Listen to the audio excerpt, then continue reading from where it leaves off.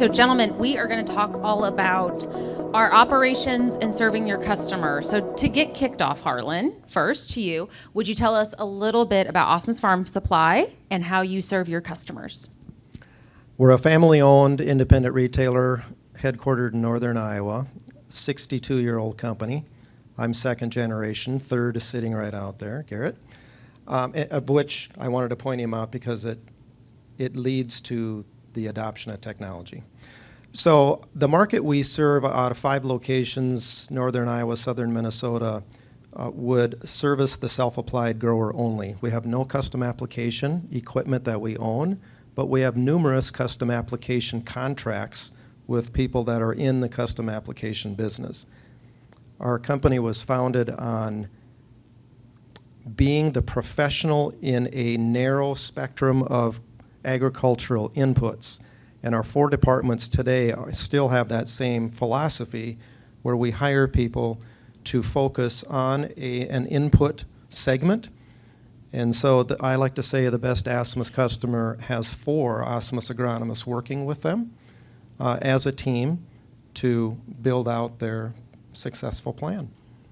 Excellent. And Culley, tell us a little bit about the operations at River Valley Cooperative and the customers you serve. So first of all, you guys listen to a bunch of good speakers, and now you have to listen to me. So yeah, River Valley Co-op, we're 100 and some years co-op. 4 pillars, we got feed, energy, grain, and agronomy. How we service our customer, we're a full service retailer. It's all about tying the paycheck of the farmer to us. How do we make the farmer understand how they're getting paid? We believe in the whole acre approach, talking grain, agronomy, bringing a different approach to the market. Excellent. So Harlan, first to you. You lead your company's chemistry department. Correct. So what is your take on input procurement right now and the volatility that you're seeing? It's unprecedented, as we've all experienced. This is my 35th year, so I've seen a lot of trends come and go. But one thing that's disturbing about this current environment is I don't think it's going to go away like my staff thinks it's going to go away, like many of our customers thinks it's going to go away. It's the new normal. I am a leader in the company that thrives with unrest, Brett. So I am personally grasping this opportunity to use technology to keep the staff and the customer base better informed on true shortages of chemistry brands that are not made up. And I'm going to command a premium price for some things that we recognize are a need in their operation and deliver that message confidently and in a trusting manner. So Culley, this is a newer role for you at the co-op. What have you experienced since you took over operations, and how would you describe the input procurement process for yourself? So I do our fertilizer purchasing too. It's an interesting time. Like, so fertilizer right now, the market is changing at a rapid pace, and our way to manage it through using AgVend allows us to hold margin. It drives discipline in the market where there's really, I hate to say it, but ag retail had no discipline. And finally, we have some tool out there that drives discipline. When we have changes in prices, we can update them immediately.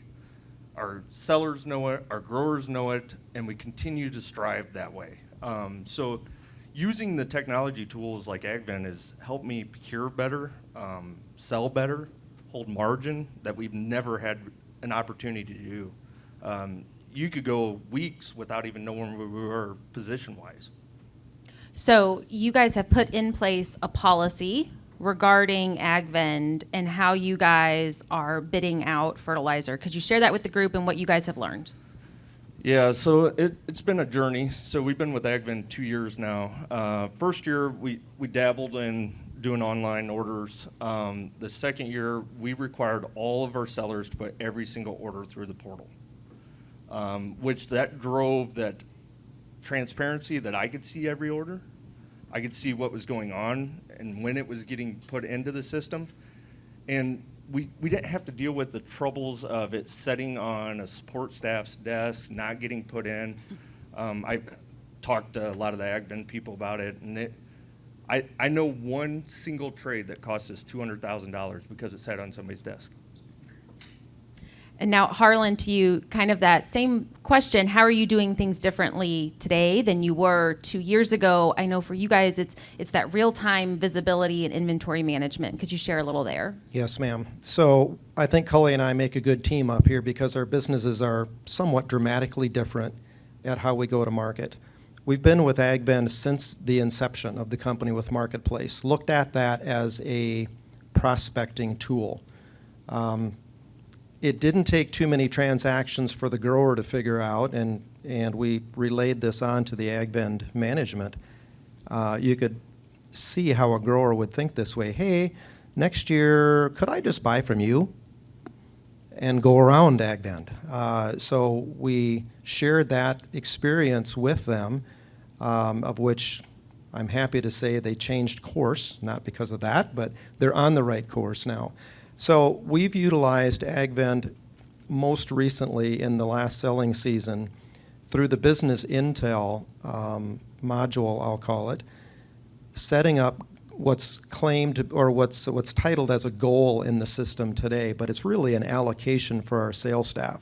So by storefront, they are given a goal, and by salesperson within that location, they sell off that goal. I have real-time data as the chemistry department manager, and the goals or allocations, if you want to insert that word, change over time. But it's up to the second information. From a manager's perspective, from the salesperson's perspective, that was very, very valuable data that we didn't have in 2020. So as the year progressed, so you set the goal, you set the allocation, were you then able to also make adjustments? Mm-hmm. How did your year proceed, and how was the technology able to help you through those changes? Yep, those of you in the chemistry market know things got allocated out in stages, and as the allocation changed, the goal changed. So it was updated, allowed stores to continue to sell again.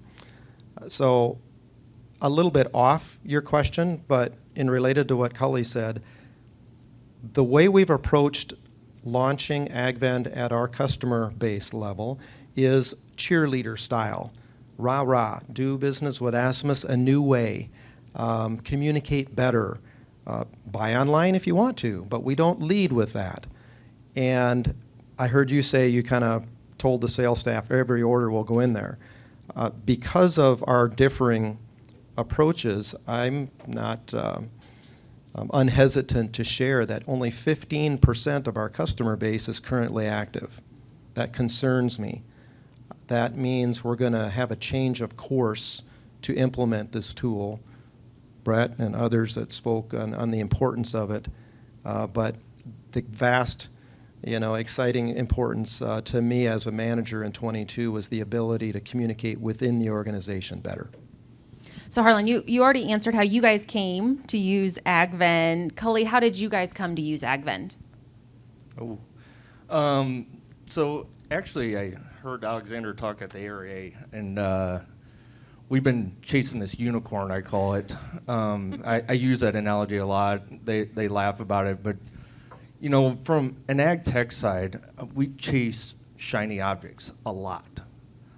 We were on the bleeding edge. We tried every single thing out there. And the crazy part is when we finally met with Alexander and what he offered, I was like, oh, here's another one. Won't deliver on it. And they delivered on it. And that's what set us aside and what set them aside. Finally, we had a deliverable, and they always meet their deadlines. Don't sell us expectations that can't be met. And now having grain, energy, agronomy all in there from a full service side, we continue to see the utilization by our customers continuing to grow. That's excellent. So Harlan, if we could dive back a little bit more to today's market and today's conditions, manufacturer relations, how is that changing how you're working with customers and the service levels you're able to provide? on behalf of the manufacturer at the grower level. It excites me to consider the future of how AgVend might be used in redeeming grower offers that manufacturers put in the marketplace. That's exciting. It's going to be very complex, Ellie and team, to figure that out. That's an exciting move. So I'm striving, not only as an overall business manager, but as my department, to make things more seamless, less labor intense, and discussions with manufacturers should be centered around ease of market, because we are the contact with the customer ultimately. We've heard over the years, like you say, chasing shiny objects. We've heard some manufacturers maybe have considered going direct. I don't think that's going to happen because the risk is too high. It's more than they're willing to accept when they've got us in the middle. So it's going to be up to us to build that bridge to the grower with the manufacturer's message. And the AgVend portal tool can be an important part of that. Culley, same question. Yeah, so I think somebody brought it up earlier. We continue to throw more at our sales staff from a financing side, rebate side, and what they're really good at is agronomy. If we can use tools like AgVend provides and make that easier, they are that much more efficient. And if we can drive efficiencies in our sales team, how much more bandwidth can they take on? Like I said, obviously, the grower is changing. He's continuing to get larger. Expectations keep going up. How do we drive that efficiency? And if we don't use technology tools, we're dinosaurs. And we got to continue to drive them. And finding out ways to make it more efficient, financing and rebates, it just makes our sellers that much better. Go ahead, Harlan. Can I add to that? So I think one thing that they're expecting us to say up here is the real in-the-weeds comments, boots on the ground, okay? So a pain point from an ordering perspective in chemistry, maybe you'll agree with fertilizer, is the inefficiencies in ordering product. That's terribly inefficient, too much double and triple work. And there currently isn't any way to order connectedly to suppliers through the portal, but it sounds like maybe that's a tool that's being considered and built out. So that feeds into my next question, which is the feedback you've heard from your team so far, your internal team, as you guys have rolled out the grower portal. And I'll open that, whoever wants to say it first. I'd say from our team, everybody's excited about it. Like I just said, it drives efficiencies. The one thing I'm excited about, and I keep challenging Ellie on this, is how do we see our purchases and our sales all at the same time? It's all in our ERP system. How do we procure better? How do we manage our positions better? How do we manage our margins better? And if we have all that in our ERP system, but it takes me 45 reports just to figure that out, that's not efficient. If it's on my phone, I can make decisions like now. And you guys all deal with it from the fertilizer side. You make those decisions in 5 minutes. Millions and millions of dollars. And if we have access to that information, we are that much better. And that's internally, that's where our team sees the efficiencies that it's driving. Now, do they like that I can see every order come through and I can reject them? Probably not, but it does drive accountability. We are hearing negative comments from internal staff, a lot of times relating to around when it was marketplace and storefront, you're trying to replace me. Now that that's gone away, the negative comments more are around change is happening and you're making me feel uncomfortable. If we didn't all feel uncomfortable this morning when Brett was speaking, shame on us. But as I look at our history of a company here from over 60 years, what we are today isn't even remotely close to what we started out as, and we'll continue to change, so that's all good. I think I should take this moment to thank the AgVend staff, because part of the negativity we're hearing internally on this change, and it just feels uncomfortable, gets passed on to the AgVend staff because we're building something from nothing. So they bring us wonderful new tools and options, and some people are like, oh, that isn't what happens today. That isn't how we do it. But you know what? We'll get through that. So thank you to the staff for listening to all the concerns, adding things as we all add or give them ideas on what to build out for the rest of our good, because we're a collective good here. So thank you for that. Other than, I don't want to focus on negativity, what we've learned on the positive side is, even though there's only 15% of our grower base actively involved, some of the people that are most actively involved, one was a 61-year-old guy that you never would have figured, and pays their bill more in timely. Yeah. The U.S. mail continues to get worse and worse for us, if you can relate to that. So we're learning some positive things about people that we had pegged in a certain hole that are incorrect. And that's completely positive.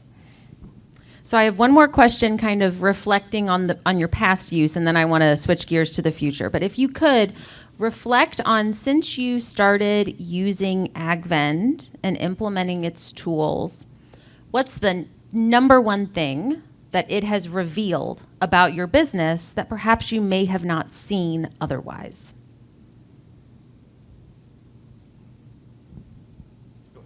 People expect us to do it. They expect, as a leader in the industry, that we continue to challenge their thinking.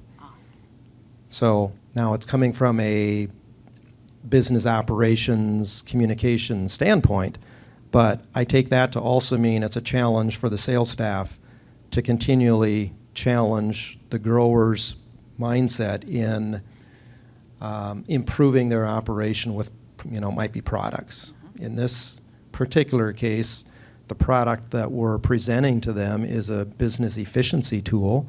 It's a communication tool. So I go back to the start. So we're northern Iowa, southern Minnesota. The start of our fungicide usage was in 2005. Before 2005, other than seed corn growers and sweet corn, there was no fungicide being used. You know what kicked it off? The fear of Asian soybean rust. For those of you that have been around a long time, that was a big, big deal. And you take 2005, my goodness, 17 years ago, we barely had cell phones, but I still am nervous and ask myself the question, are we completely connected with every customer in the event that a disaster happened, we could notify them on a snap? We're not there. 15% is not going to cut it. An email's not going to cut it. A newsletter's not going to cut it. So challenge yourself to communicate and build the tool to communicate that will continually just add more and more features and benefits. So when I first started at ag retail, I didn't realize how archaic our business is. The technology, are we moving fast enough? That is what I'm scared about. That's probably my worst fear right now, because I think we all think we're moving at a very, very rapid pace. But as Brett pointed out, I think our growers moving at a faster pace than what we are. And I don't know if we're adapting quick enough. That is probably my number one fear. We should have had AgVend 5 years ago. We should have been already transacting this way 5 years ago, 10 years ago. I don't know if we can even move any faster, but we have to. It doesn't have to be perfect, but we got to embrace this. So on the heels of that, Culley, first to you. After Brett's presentation this morning, thinking about the farmer of the future, how specifically can AgVend enable you to serve that farmer of the future? The one thing I keep going back to, I think we all think the farmer wants to buy online. I don't think he does. I think he wants to learn more about pricing, availability, transparency, and I think we can give that from an AgVend side. And we're going to have to be that vulnerable. We have to start talking our positions with our growers if we want them to forecast with us. They got to start making decisions earlier. We keep getting pushed to make decisions earlier. So how do we drive that all the way down through the channel? And to you, Harlan, how is the AgVend product helping you guys enable the farmer of the future? We're supporting them from the agriculture inputs perspective. Now, that's maybe product-based right now. But as we transition to more informational-based, I would probably like to see, let's think about, wouldn't it be nice if? Wouldn't it be nice if we could have a conversation with our customer face-to-face? We aren't all burned out on virtual meetings yet, but this sort of get-together is much better than a virtual AgVend kickoff meeting, so thank you for that. So let's challenge our communication portal with the customer to include things that we maybe can't even think about today, but learn from other applications that you may be using that you like. So I have a Delta app on my phone. We pretty much fly exclusively Delta. You know what I love? Your bag has gotten on the plane notification. Your bag has hit the carousel notification. Delta is constantly in contact with us. I didn't even know I liked it till we got it. Once you get it, then you wonder, wow, how did I ever live without it? So, and I think it's going to be a part of all of our challenge in the room to continue to challenge AgVend on our behalf, again, collectively, to push the ideas that it can offer to be closer to the customer and support them in a world that's complicated. So I'm not going to put you guys out on a plank with this next question. So I'm going to ask for a little audience participation. Who in the room, if you could raise your hands, thinks that the supply chain snafus, challenges that we've had over the past 2 years are going to sort themselves out for crop protection in 23? Raise your hand. Anybody?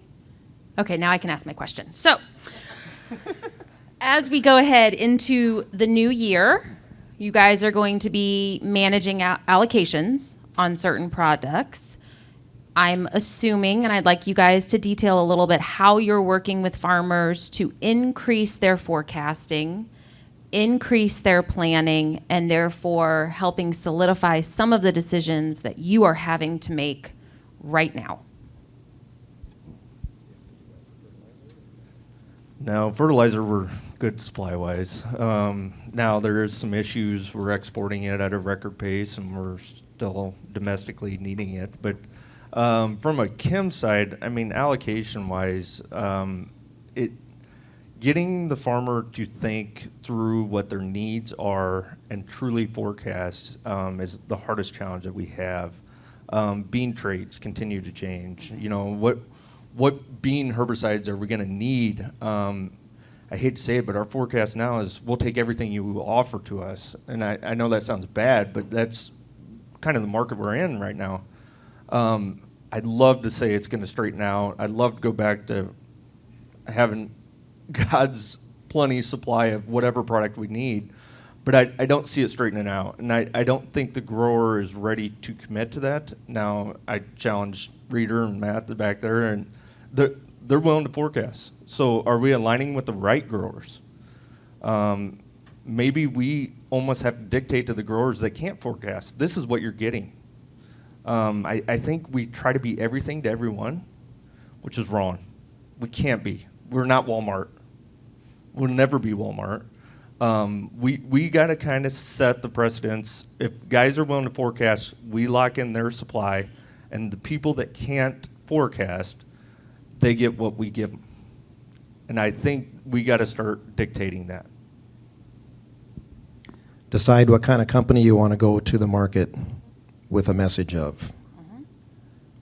My message to the grower base, we aren't going to sell you something we don't physically have in-house. Okay? That was a recent decision because of allocations.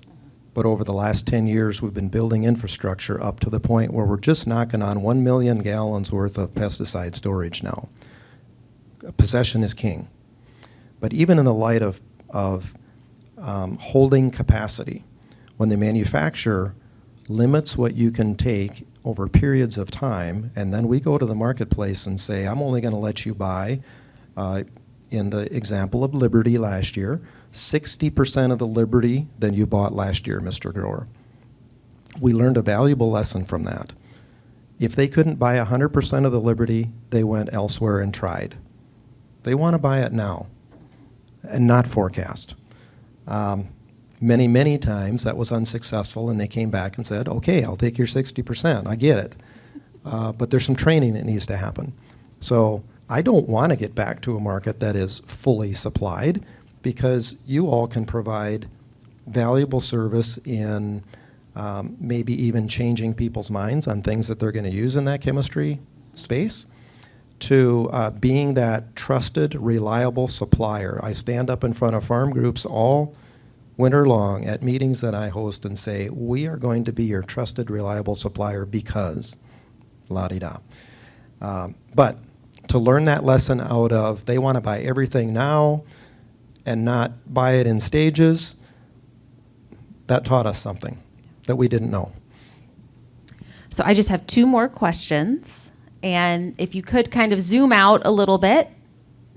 And the first one would be, what is just the top solution you are looking for in your business? This is kind of the magic wand question that I ask people, right? So if you could have a magic wand and solve a problem, what problem would you solve?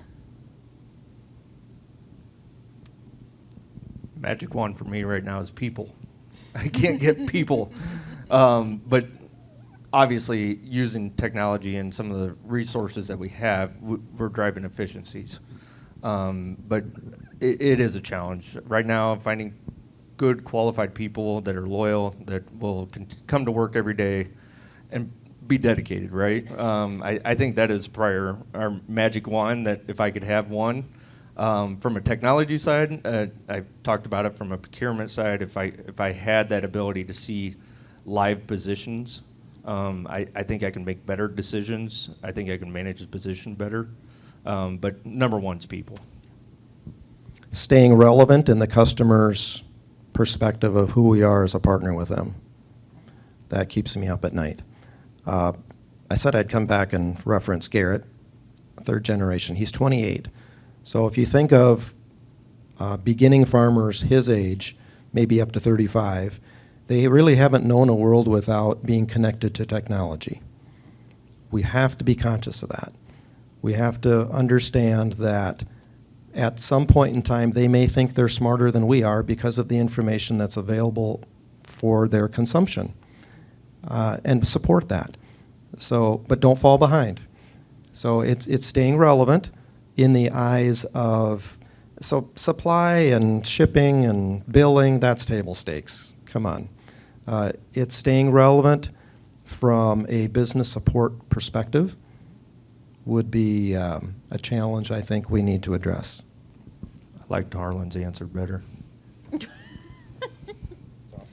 Well, Harlan asked my last question, which was what keeps you up at night? You answered it, which was great. That's fine. I do that to you all the time. You do, but you do it well. So I will ask a different one, and that would be, I'm always full of questions. You guys know, everybody in this room now knows that. What is, outside of AgVend, what is a technology or tool that's new to your business in the last 2.5 years that you would just share with the group, might be something that they could also benefit from? We recognize the future benefit of the AMVAC tool called SIMPAS when they launched that 4 to 5 years ago. We know a bunch of the people involved in that launch. We've been there since the beginning. What excites us yet today, and the company is completely excited about it, is the ability to prescriptively apply products only where they're needed, yes, instead of blanket application from a pesticide application perspective. Does that mean less being sold? Potentially, we can debate that.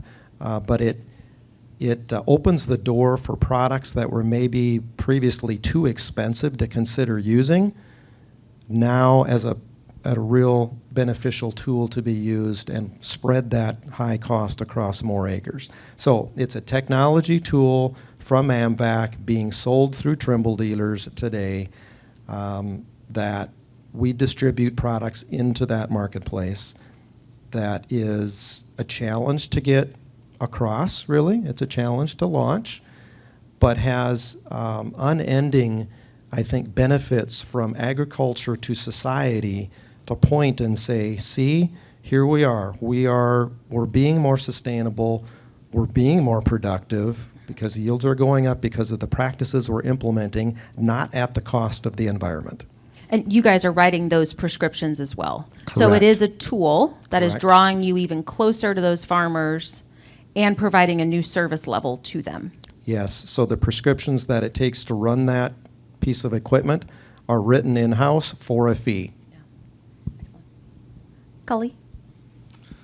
I don't have anything that really hits me other than, I mean, obviously the sprayer technology continues to be huge. The ability for the farmer to plant as much as he does in one day, and us trying to cover. We have 49 applicators trying to cover all the acres that we cover in a short window.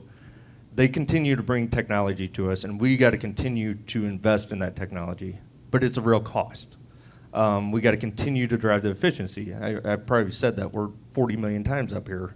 But it is true. They say if we got to continue to cover the acres. They say the grower expectations continue to go up. Their challenges for labor, now they lean on us.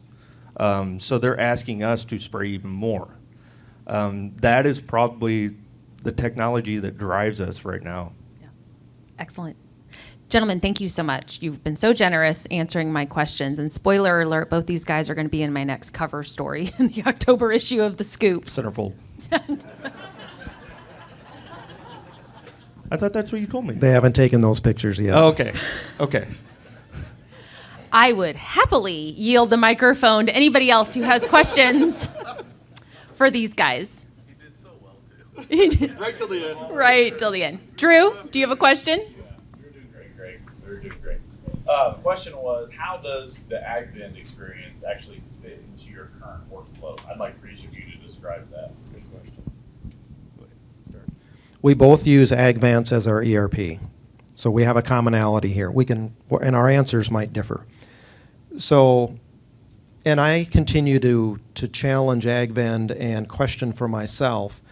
One should not believe that AgVance won't continue to develop a site to compete with AgVend. Okay, so we have both. Garrett is a very good data analytics, data analyst, let's say. So visualizations, uses great tools that AgVend and Sky from AgVence are both trying to build out. So we're using both independently today, with AgVance being our primary ERP system, and we're using AgVend as a communications and marketing tool and internal communications tool, with some limited sales data being entered there. But of course it all ends up there because we got the ARP built, or the API built. So all the data is available there for the sales staff to see. We're using them independently. Yeah, I would say from our side of it, I'm pretty bad about this. They say 7 years I didn't even log into AgVance. They say it is archaic, and I struggle with it. Once I got AgVend, I actually use that more than any tool that we have. Our sellers are starting to use it from past history, purchase history, sales records, the ease to find information, that business intel side of it. I joke with Alexander, I'm like, they made it so easy that I could build reports.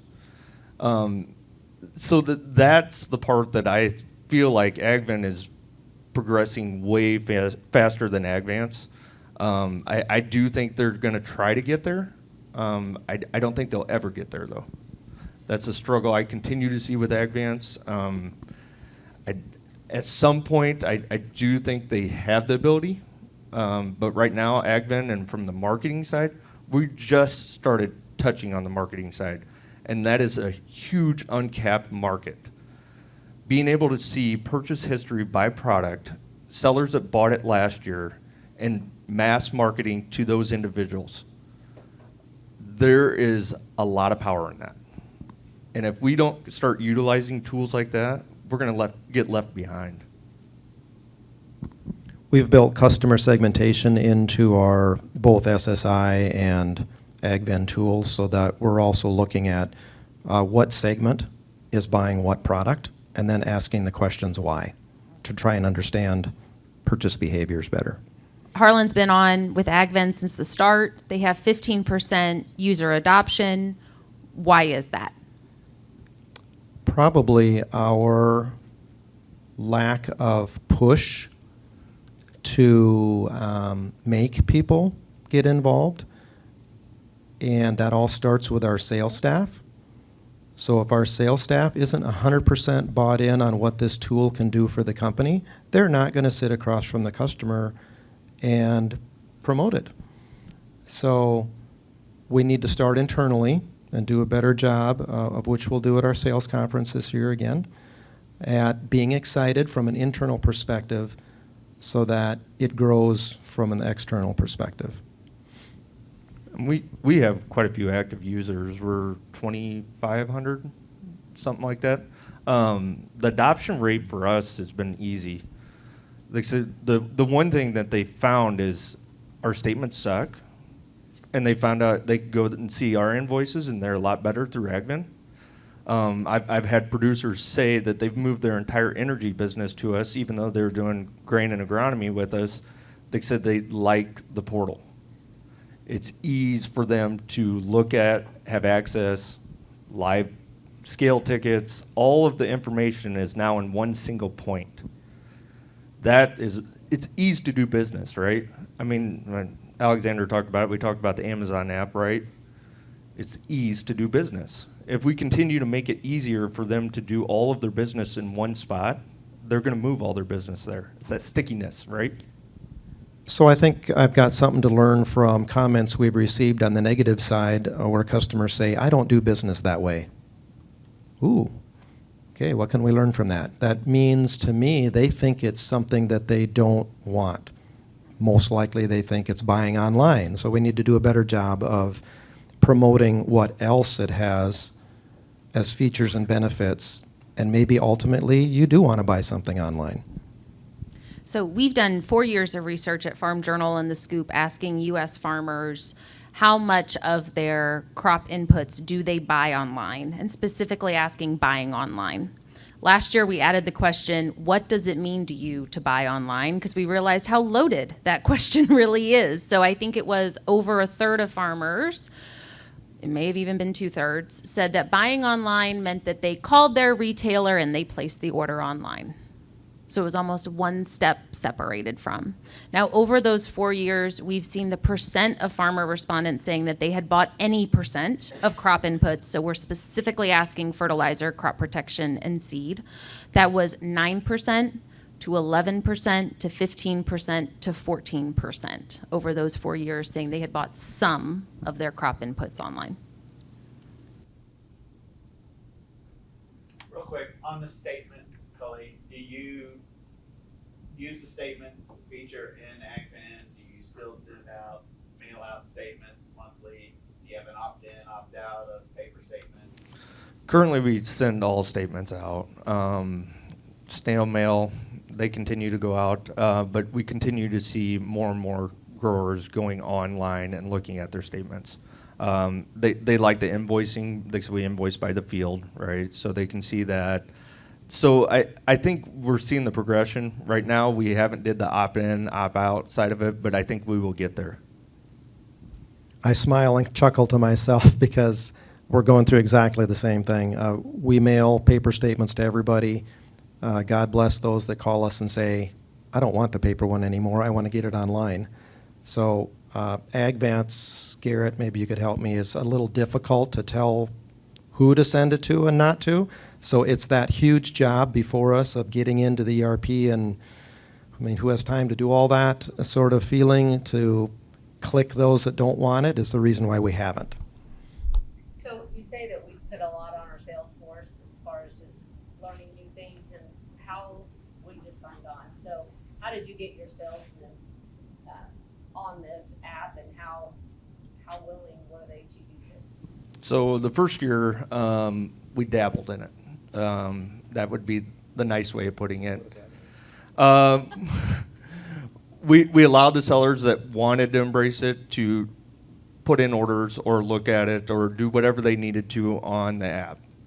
By the time we went to year 2, I required all salesmen to put every single order through the portal. Then they started seeing the benefits of it. Actually, some of our older sellers that are probably less technology driven struggled with it the most, right? But now they're one of the biggest users of it. Like I said, they found out how efficient it makes them and what they are able to find for information. You almost had to force it. They say if you force it, they'll start to see the benefits. If you give them the option, they're always going to do the latter, right? They don't need it right now. I don't need this. I'm doing it my way.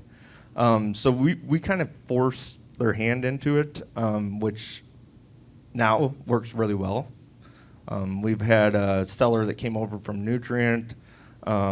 He was on their system, and he's our most active user on ours.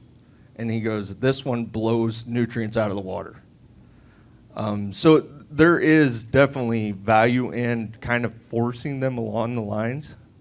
And that's kind of how we did it. I don't know if it's always the right move, but lay down the hammer. So I'll speak on behalf of our crop protection department agronomists.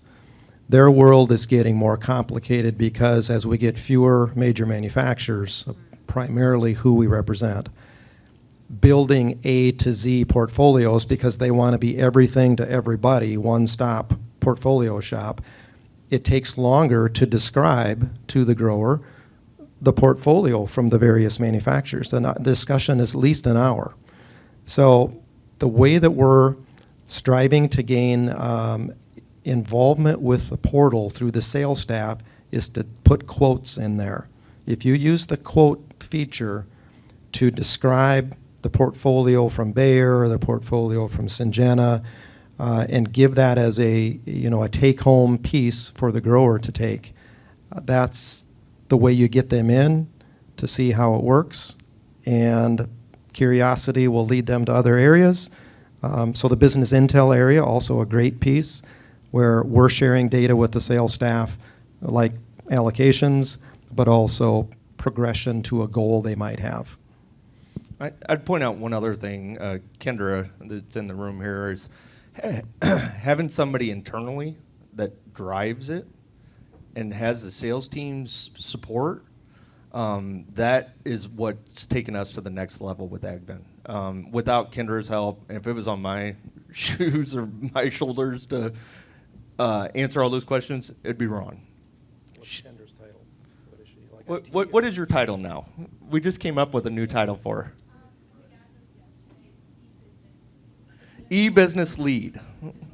We just made a new one. I didn't know if she was IT or is she marketing. No, actually, Kendra came from the agronomy sales side and then was on our precision team, and then she's taken the leadership role of basically implementing AgVend internally for us, and that it's really drove the results that we're looking for. Poor Kendra was on the podcast, and I go, Kendra, you're in precision ag. Why do you care about digital commerce? And she's like, oh, and I think maybe Craig, then you reevaluated her title, or? So the question is about pricing, transparency, and as you rolled out the portal, how did that factor in, and how have you responded to that? Yeah, so in our side of it, yes, our sellers were very nervous. They're concerned that we're going to have a price out there. And I said, if that's what you're concerned about, you're not talking to your growers enough. So what we did from a pricing side, we posted our highest price, our custom applied full service price. And the reason for that, if we have cash and carry or we have anything, we will customize that quote for them. And if I challenged most of our sales team, if you can't walk through that conversation, first of all, don't give a farmer a deal without letting them know you gave him a deal. Take credit for it. So that's why we always post our highest price out there, and it does work. Really, the growers aren't trying to buy online; they're doing more e-business. So we put all of our orders through. We send plans through, and they have a customized quote for their farm. I smile and chuckle because it's still a part of this distribution network that raises all our blood pressure. It's prices that are out there. So first thing I'd remind you of is if you're going to post prices in your AgVend portal, it's to the people that you invite to be a part of the portal. It doesn't go to the whole world. So there's a captive audience already. Secondly, if you still feel uncomfortable because you're offering this portal opportunity to prospects as well as year-to-year customers, so there's a difference in those. The prospects may shop you. You can split them, but you can also do request a quote only as the statement for pricing with every brand. Your price is request a quote. With fertilizer, I think, so which my fertilizer department does, for things that change, so volatility, that is like 32%, let's say. It's request a quote is the only price they have out there, so it's always that way. For more, stable type things, starters and that, he'll list a price. Yeah. Just real quick, looking for the top 3 values that you did not expect. So just to frame it up, you've onboarded your staff, you've onboarded the market. You went down this path knowing that there were specific values that you saw and wanted to execute on. And in that process, there were probably some things that you did not expect. You answered them kind of, but I'm looking to see what those how you could prioritize top 3 that you would not expect through this AgVend process. Ooh. I'd say the top one for me is ease to read invoices and statements. That's a lot of feedback I got from growers that they wanted to ease for that. Say the next couple assumptions that were made that we thought an older generation was not adaptive to it. They made liars out of me. Landowners and the older generation actually gravitated to the AgVend portal better than I ever thought they would. That gave them some transparency that they hadn't seen before, especially if they're outside of the market area, maybe living somewhere else, and the access to the information that they've never had before. It's not the set down and basically advisor kind of communication. You can actually send it through there and they can see their statements. So that was probably the most eye-opening to me. And then the other part that I found from our seller side of it is purchase history. I think they found that very, very, very useful, knowing what they sold last year. I kind of gravitate back to fertilizer. We're selling a commodity. They're selling a commodity. They sell it in percentages. Why don't they buy in percentages? Instead, we have to put a full farm proposal together. Instead, why don't they take some of that risk off? Why don't we offer them, hey, why don't you buy 30% now of your nitrogen? Start talking differently. First benefit, I would say, is the stickiness factor. So back when we all created websites, we were seeking or being sold something to have on your website, like the weather. The weather was supposed to be that attraction that would bring people to your site.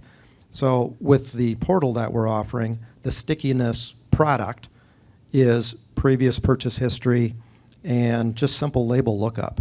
So it's connection with the customer would be the first one. Second one, we're churning money faster. They're paying digitally, ACH, other ways, faster. So that's always a good thing to turn money. Third, from an internal communications perspective, having the allocation problems that we had in 22, of which we will carry into 23 with as well. And having the managers of the departments are enabling them with a tool to communicate on allocations internally.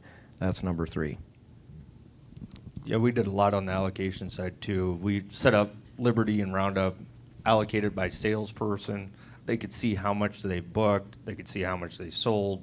That transparency really helped the sales team.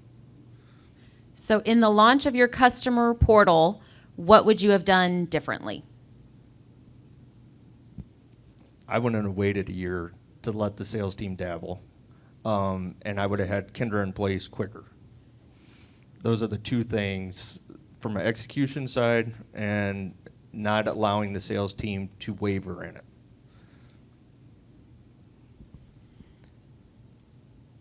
What I would do different can still be changed. So it's not too late. What I would say is, so we as organizations probably print quarterly or, periodic newsletters. And who do you send them to? Send them to everybody on your mailing list, whether they want it or not. Don't know if this is possible from the AgVend team yet. I still would have to talk to them. But for these 85% of our customers that are currently not enrolled and active, we're going to sign them up. That's the way it is. And you're going to start getting promotional materials from us on a featured product of the month or something like that. We're going to expose them more forcefully than to wait for them to see the value of the tool. We have to show them the value. Thank you guys very much. Thank you for your attention. Thank you.